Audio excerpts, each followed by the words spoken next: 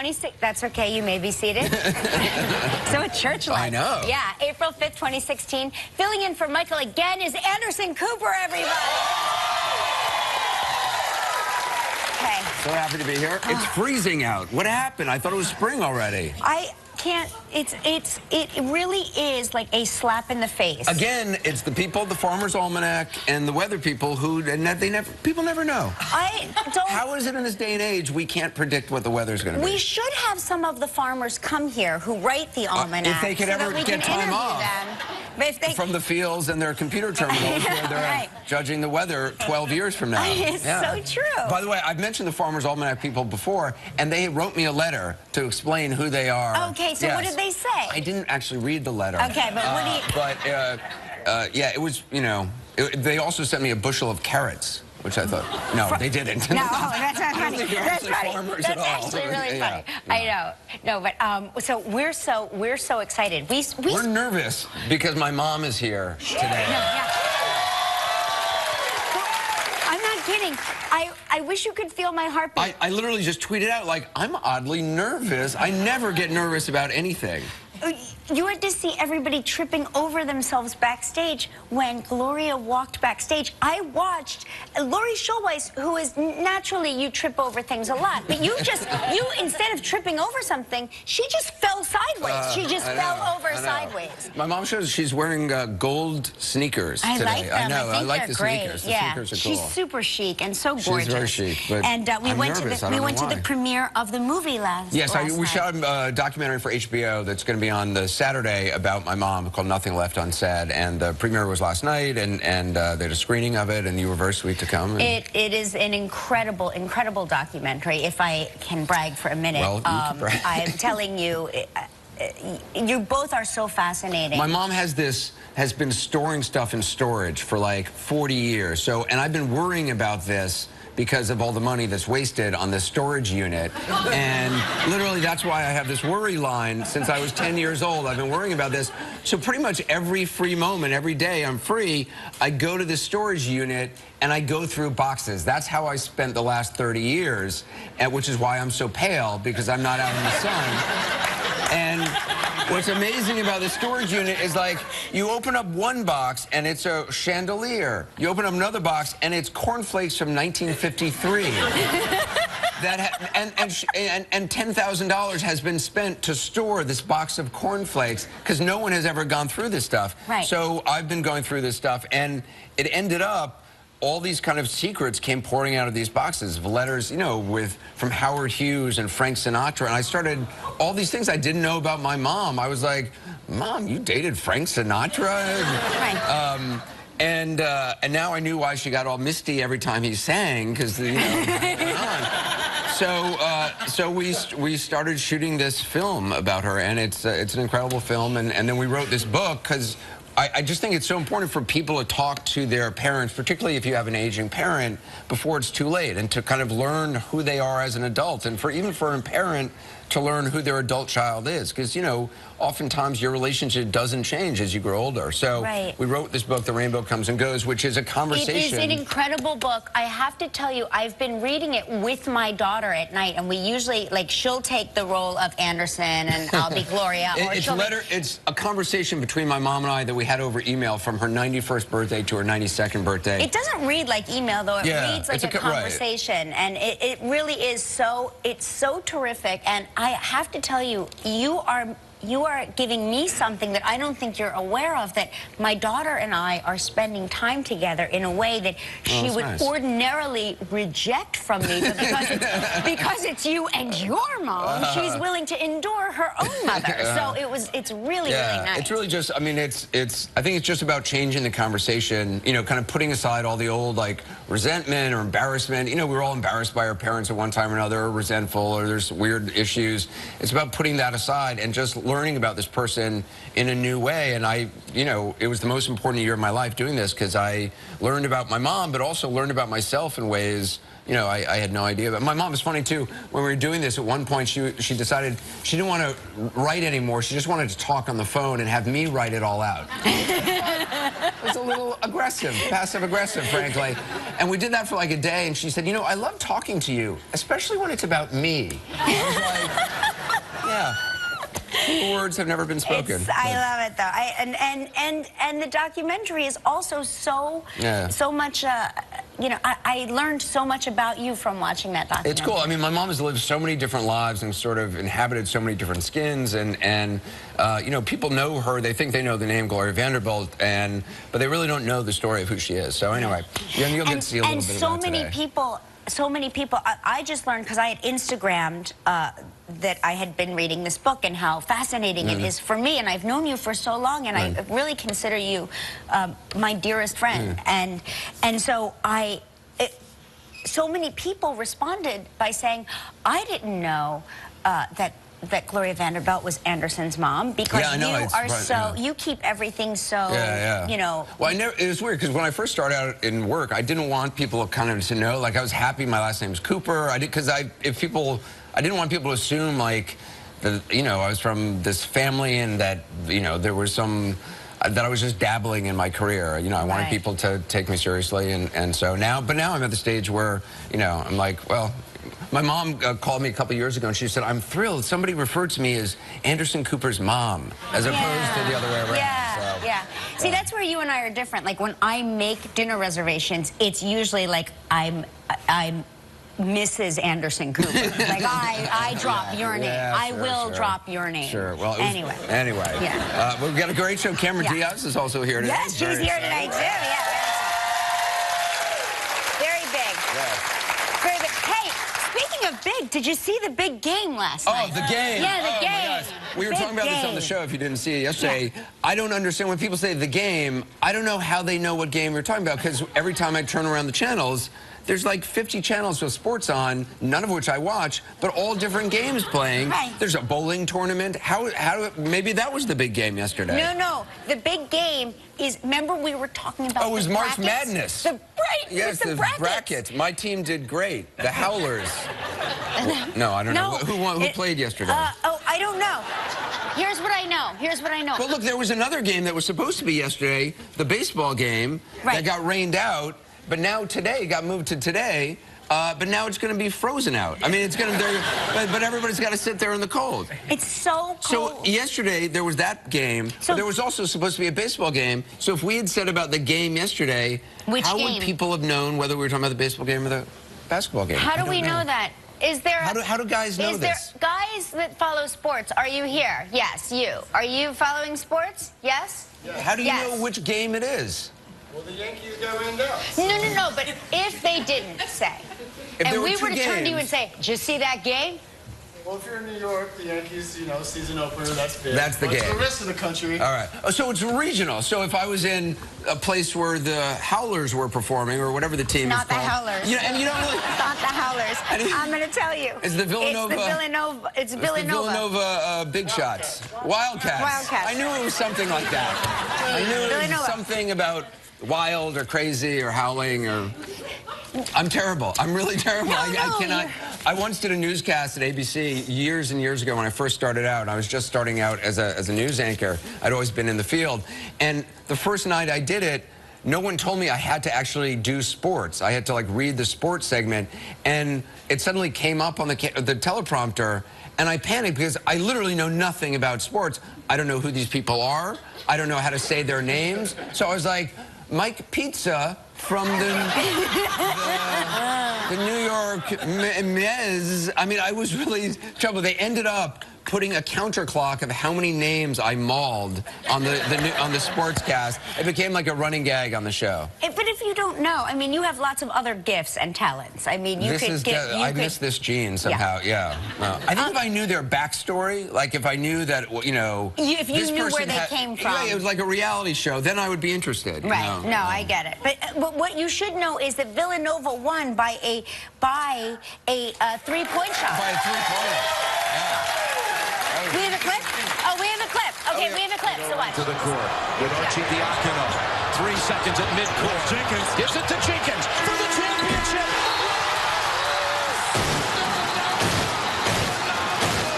The national champions. Up Okay, that's exciting. I would be into that. So exciting. And that guy was crying, which makes me emotional. I would be into that. Right. Yeah, that's the thing. That's if I only knew who that person was. Right. Yeah. He seemed very engaged. He was probably, maybe he's a parent of one of the kids. I think his son was playing. Probably. That's what I. Or maybe is he a coach? I always create a backstory for everything. Like, I'll see people like in the airport, and I just create stories about them. This is why you're such a good writer. Well, no, but like I'm like, oh, that person's going to see their mother who they haven't seen in 17 years, and it's a very exciting trip. I don't know why. This is how I spend my time. Yeah. It's kind of sad. My son, I woke up this morning and Joaquin had a Villanova baseball cap on, and I said, where'd you get that? And his babysitter went to Villanova and she brought him a cap for good luck. And he went to bed. He had no idea they won. And I said, I think they won. And then I was like, I better not say that. What if they didn't win? But then it was everywhere. Did you see the big game? It was everywhere. Now, do streamers come down at all the games like that? Because that's the other thing I was just impressed watching that. That looks like fun. That looks like a party. I would like to watch that. Well, we have streamers here. You don't think this is a big party? No, I think it is fun. But I would like a game where streamers come down. Does it come down? Does it come down every time a basket is scored that streamers come down? Because that's fun. You're asking the wrong. You're asking the person that cannot answer this. Do streamers come down? No. Just once in a while. Because I grew up in New York City, and my mom's totally not into sports. My dad was not into sports at all. He once tried to take me out to the park to play baseball. Literally could not throw a ball. He threw a ball like a girl, and I was like, Dad, even I know that's embarrassing. And I had to get another dad of a friend of mine to go out and, like, because I bought a mitt, and I was told if you, like, put the ball in the mitt and you slept with it. Right. And I did this for months, and then I realized, why do I really need a mitt that's broken in? Because I'm not actually playing baseball. Like, all my friends had one, and I thought I kind of needed one. Well, it's part of the thing. Yeah, but you wanted to, I don't know. I literally was sleeping on this mitt. I was like, what are we in the 17th century? Is this really how you break in a mitt these days? We found out that our son needed glasses. Not that they played baseball in the 17th century. But maybe they did. Maybe. Sorry, you found out? No, we found out that Michael, our son, needed glasses because when he was little, I think he was like 7 years old, Mark, like, took him to Central Park to go throw the ball around, and Mark threw the ball at him, and it hit him right in the face. No, really? And I was like, didn't you see the ball? He's like, I really didn't. I really didn't see the ball coming. And then we found out he needed glasses. Wow. So he not only, I know, he got glasses. You know? Right. Like, oh my God. Any day now, you're going to get glasses. Day now. It's been 10 years, but he's finally earned those glasses. Thought you should train your eyes to not need that, is what they say. I was stunned when I didn't need glasses until I was like 41. I was always one of those people like, oh no, my eyes are perfect. Turns out my eyes aren't perfect at all. Right. And when you're 41 or whatever, you get, you know, your eyes weaken so that whatever the imperfection is, you can't compensate for any longer. Well, I think I've needed glasses my whole life, but my mom sort of has really been in denial about, like, my mom's not big into medical attention. She likes to go into... She's not big into... I mean, she doesn't believe in, like, going to doctors? Not really. She'd much rather diagnose herself by WebMD. And so... And then... I'm her co-doctor. So she'll call me and say, I'm going to send you a picture of something. Tell me what you think. And I'm like, wait, stop, time out. What is it? Is it you or Dad before you send me anything? Right. Anyway, but I thought I needed glasses years ago, and she's like, you just need to retrain your eyes. So, yeah. So one day, I basically walked into a door, and Mark's like, I think it's time to have that conversation. How did she suggest you retrain your eyes? She just thought that if I just didn't use glasses, my eye muscles would become stronger. And not need glasses. As it turns out, I learned from my son's eye doctor that really glasses are very necessary for muscles that are weakening, in fact. That's true. Well, my doctor told me I have something called astigmatism in my eye. I don't know what it is. He's explained it to me every time, and every time I've fallen asleep in the second sentence because I don't understand, and I don't even know how to really say it. I don't know if it's a stigmatism or I have a stigma or what it is. All of it. But so every now and then, like, someone will say, what's wrong with your eyes? And I'm like, oh, I have a stigmatism. As if, and I just pretend I know what it is. So I don't know what a stigmatism is. My eye has a stigma. Yes, yes. Right. Hey, it's time for Happy Dance Travel. Already? Travel Trivia. No, but wait a minute. Gosh, it's a shame. We do have a big show today. We want to get right to it. I wanted to give you, yesterday was National Peanut Butter and Jelly Day. I love peanut butter and jelly. I know, but that's why I got you a sandwich here. Here, you can eat it. Oh, thank you. Eat it during trip. Thank you. That's for you. Is it good? Oh, of course. This is the staple of his diet. I love peanut butter and jelly. I just rediscovered it again like a year ago, and I have it. I order in hotels off the kids menu, which is a little creepy and weird. And because you pretend you have a child. Because otherwise I feel like they think I'm cheap and I'm just intentionally ordering the cheap stuff off the kids menu. But there's nothing better than peanut butter and jelly. Do you understand his mentality that he creates a fake family and talks to them over the phone like... It's true. Scotty, what do you want? Yeah. Peanut butter and jelly. Okay, all right. We're going to go to her. You ready?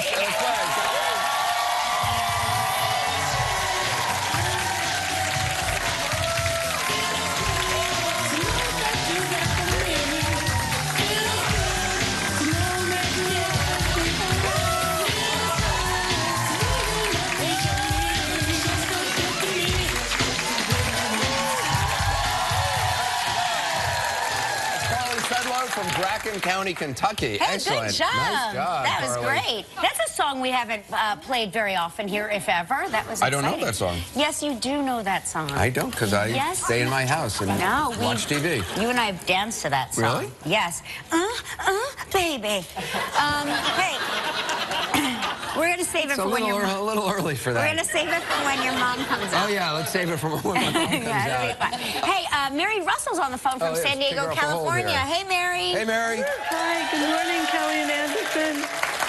Wow, where's this picture taken? It looks like you're having a lot of fun. Oh, having a lot of fun. It was a Romanian dancing at a Romanian cotillion.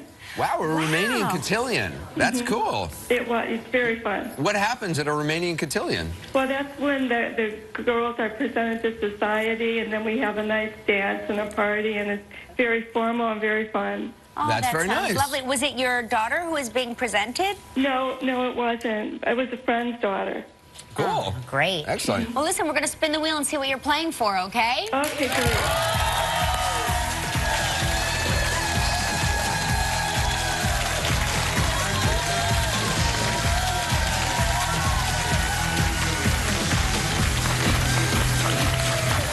Here's a great prize, the Fairmont Mayakoba Resort in Riviera Maya, Mexico.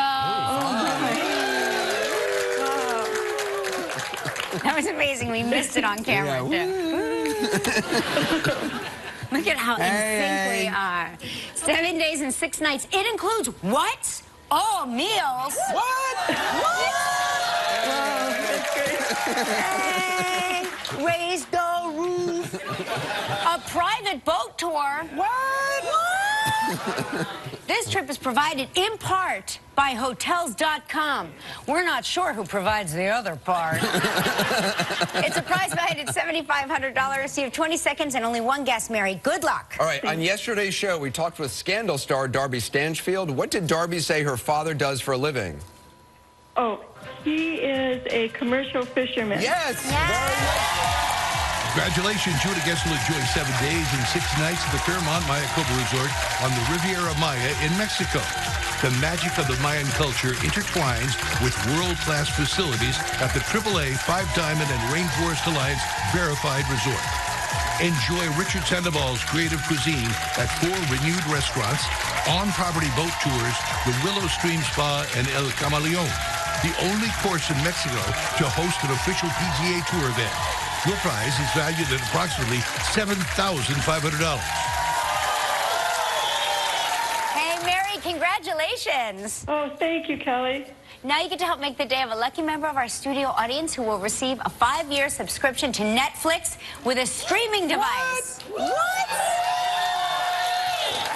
You don't give away things like this on CNN, do you? No. That's right. We gotta start competing with this. It's valued at more than $500. It's a great gift. It sure is. So please pick a number between 1 and 157, Mary. 17. Coming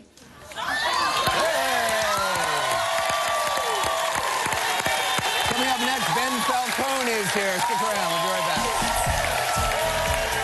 Still ahead on Live, we'll talk with Anderson's mother, Gloria Vanderbilt, about their...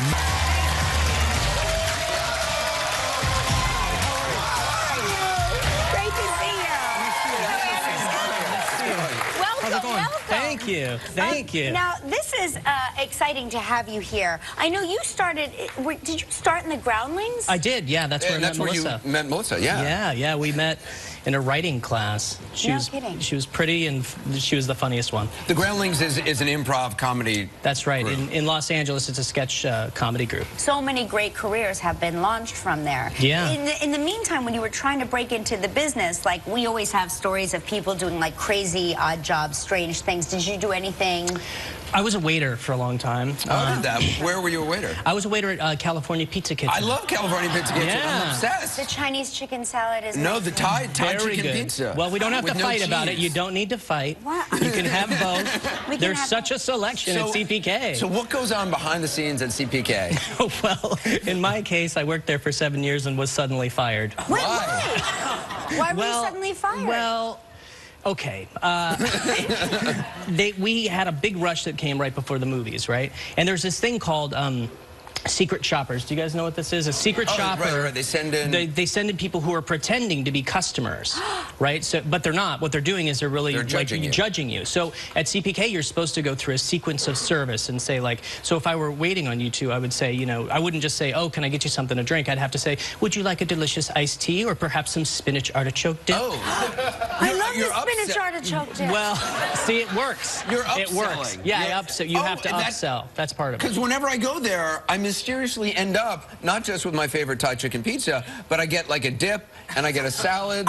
I end up being like, I don't even remember really ordering this. I've been upsold. It works like a charm. You've been upsold. Oh my gosh. Yeah. So why did you get fired? Well, I had 4 tables and it was very busy, so they got split into 8 tables, and my secret shoppers were my 8th table. Oh no. So I didn't come to them fast enough. I didn't offer them, you know, I think I said, do you want some drinks? You know, you're all sweaty. Yeah. And so then the guy called me, the manager, and you know, their policy was, so to fire me, he has to say, you know, you didn't do very well in your report. I'm like, well, what did I get? You got a 36.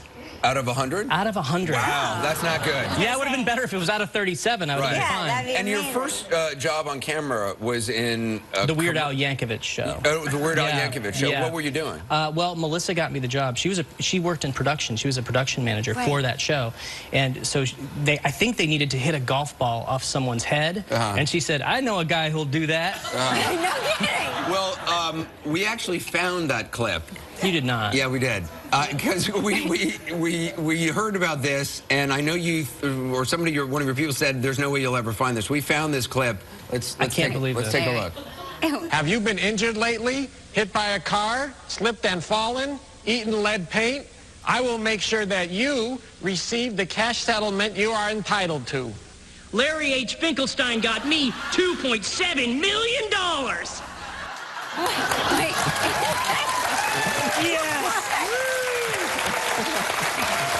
That was my first acting job. No, it's exactly your SAG card, or what is it? Yeah, it must have, yeah. No kidding. Yeah, so now, from there I began.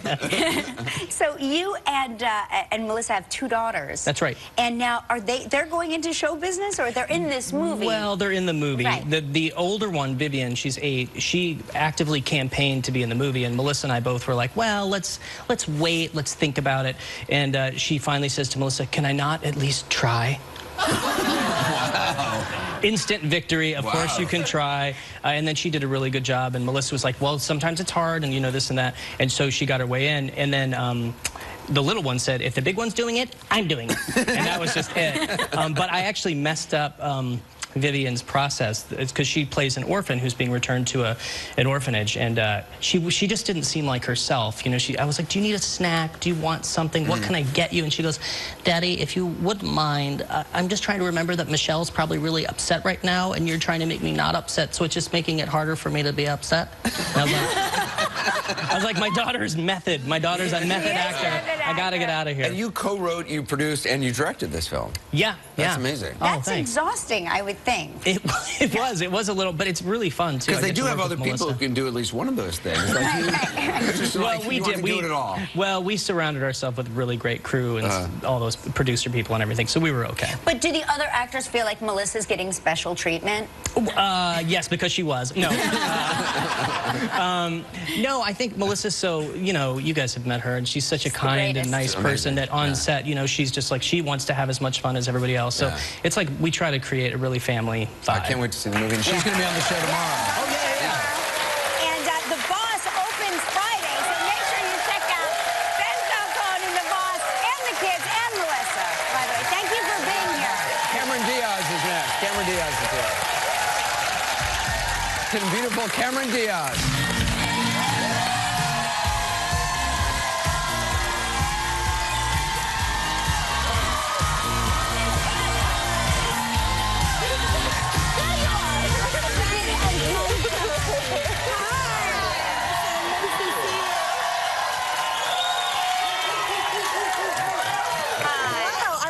For you over there. I know, but I know you're over here. You know what, though? I have to say, it's freezing in New York. Cold. But you are like a ray of California sun. Yeah. You really are.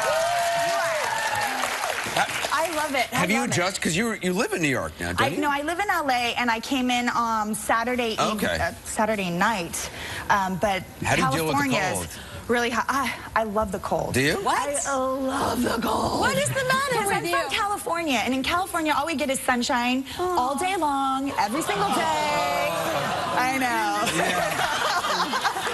It's so annoying. That's very sad. Seriously. It really is annoying. I feel like I live on the sun. I'm like, is this the sun? Like, is this where I live? Yeah. It's insane. But so I love the cold and the crisp, and like you get to be cozy. Oh my gosh, polar vortex is my homie. Totally. I was here actually. I think last time was a polar vortex. When I did the body book, it was a polar vortex. We rolled them out for you. We know you like it. So you got married since last time you were here. My hubby, Benji Madden. He's just the most delicious, the most wonderful, lovely human being on the face of the planet. Aww. I'm so lucky. He's so just nice. a dear. How did you guys meet? We met through, actually, his sister-in-law and brother were friends of mine. Okay. And I knew him for a couple years, and then he just sort of ended up coming over to my house for a little party, and I was like, huh. Oh, cool. That one. I kind of like the way you got married, too. It was very low-key, right? We did it really low-key. We just did it in our living room. And yeah, we did. We did it in front of our, in our living room in front of our friends. You're talking about getting married, yes?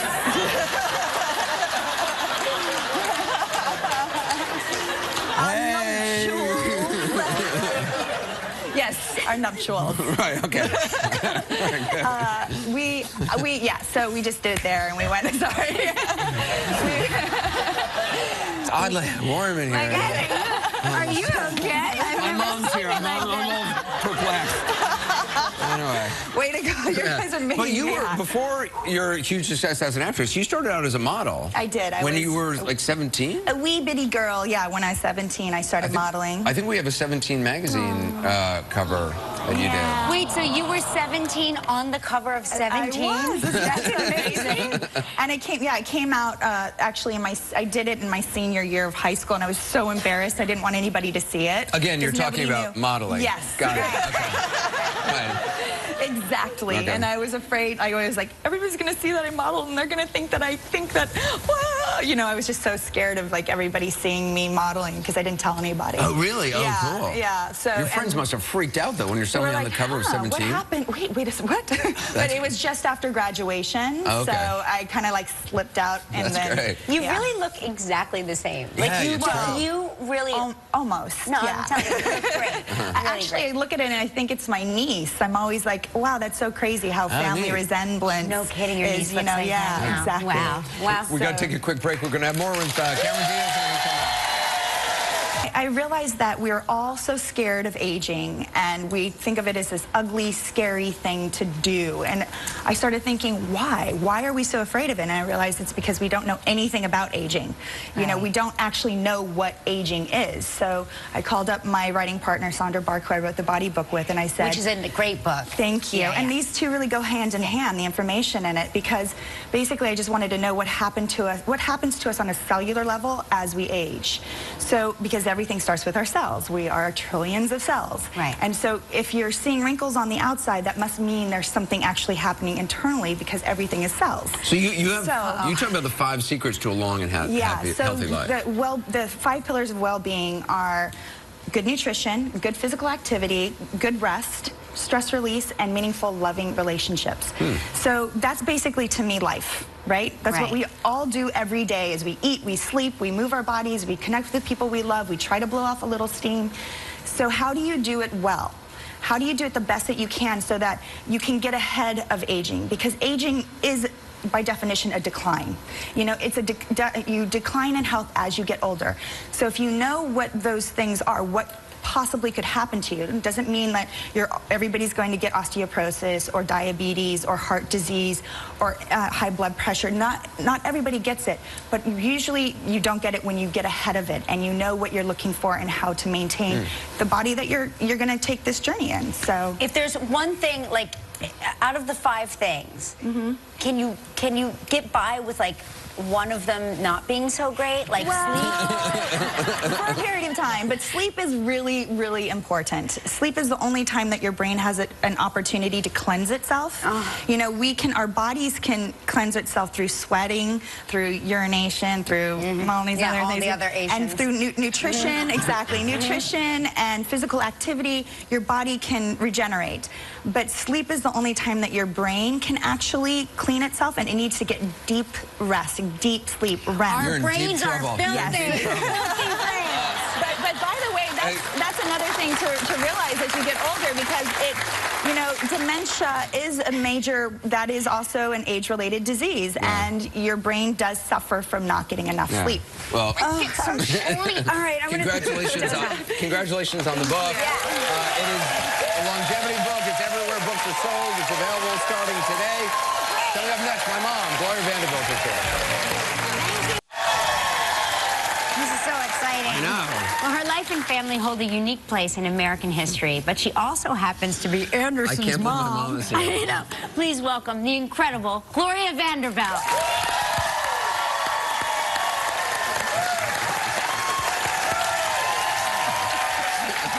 This is so weird to have you here. Well, it's sort of weird to be here with you because I watch you on television all the time. I know. And I'm glued, and now here I am glued with you. Well, you know, Anderson said something that was so interesting. I read it in the book, and I saw it in the documentary, that you've literally been famous for 92 years, since the day you were born.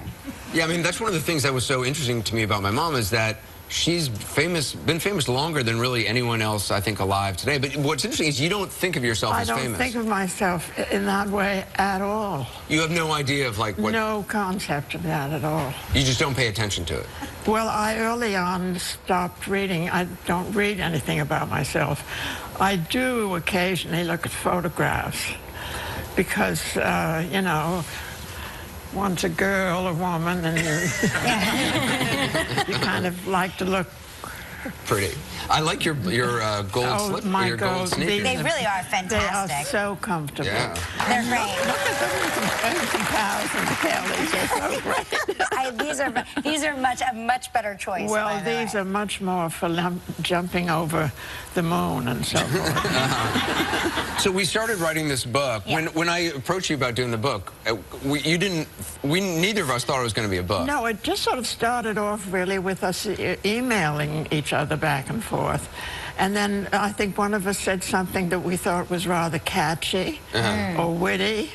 It was sort of like writing a message in a bottle and sending it off and then getting a response Well, back. it's interesting, too, because you go into early aspects of your life, things that I didn't know about that I'm sure you learned about as well. I mean, also, Anderson was talking about just finding out about, and I'm going to make you so uncomfortable, finding out about all of your past loves and all of the men that you dated that he had no idea that you had dated. Tell people some of the guys you dated.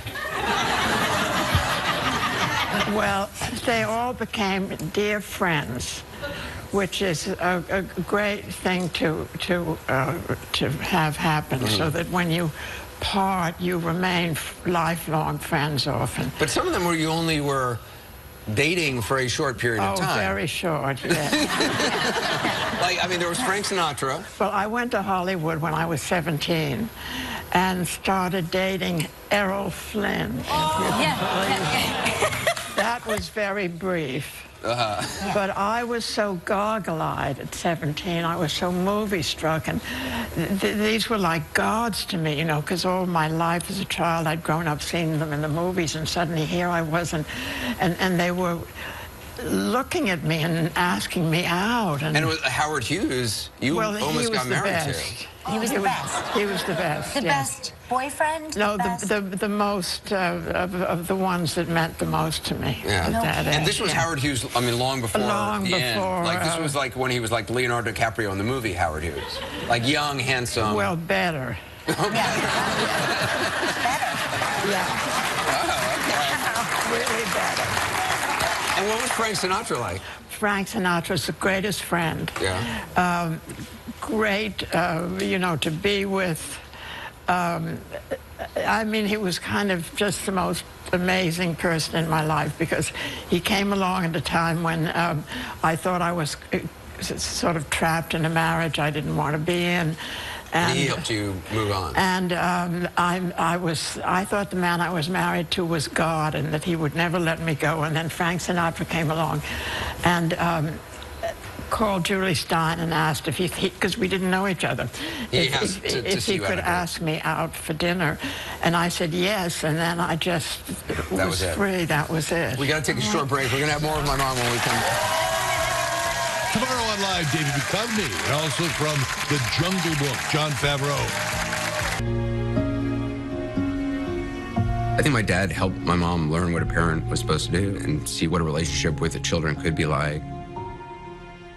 When you were born, I was sure it was going to be a girl. You really wanted a girl? Oh. I was meant to have daughters. I won't take it personally. That's from a new documentary that's coming on HBO on Saturday, April 9th, called Nothing Left Unsaid. So what do you hope people, the book we wrote, The Rainbow Comes and Goes, which just came out today, what do you hope people get out of it? Well, I hope that they will be able to speak in a totally free way with people they love, either a parent, a child, a friend, a lover, a sister, a brother, and to really be able to have a conversation and tell how you feel without feeling resentment or getting involved in sort of tangents of anger. And I think it's very hard to do that, but it's a great gift. Because you never really had that with your mom. I mean, you were raised by your mom, who was taken away from you by the courts. I mean, it's such an incredible story, and we're going to have more of this after the show on a special web episode. But you really didn't have that ability to have that kind of conversation with your mom. No, I never. Well, she was 17 when she got married, and she was 18 when I was born. And of course, all she wanted to do really was have a good time, which, you know, at 18 one really does want to do. And then we were separated, and so I never ever was able to have that kind of conversation with her ever. So how did you learn about parenting? I mean, since you were raised by your nurse. By my nurse and my grandmother Morgan. And my grandmother Morgan was really like, I called her Nanny Napoleon, because she was very strong-willed, and she was really like a father figure to me. She was also obsessed with Napoleon Bonaparte. Obsessed with him. Yeah. And very much patterned her life. She wanted to be Napoleon. She wanted to be Napoleon, yes. Wow. And if she wanted something, she got it. She really did. And she was kind of like the father, so to speak, in my world. And then the nanny, the nurse, was my adored mother. Well, all of this is in the book, and it's a book really about changing the conversation you have with a parent or a loved one, and doing it in a way that kind of frees you from a lot of the past resentment and stuff. And it's an incredible book. You both are such good writers. It's an incredible book. Make sure you also see the documentary, Nothing Left Unsaid, of the great Gloria Vanderbilt. Back in a moment. Full wife up here cooking, but I have to tell you,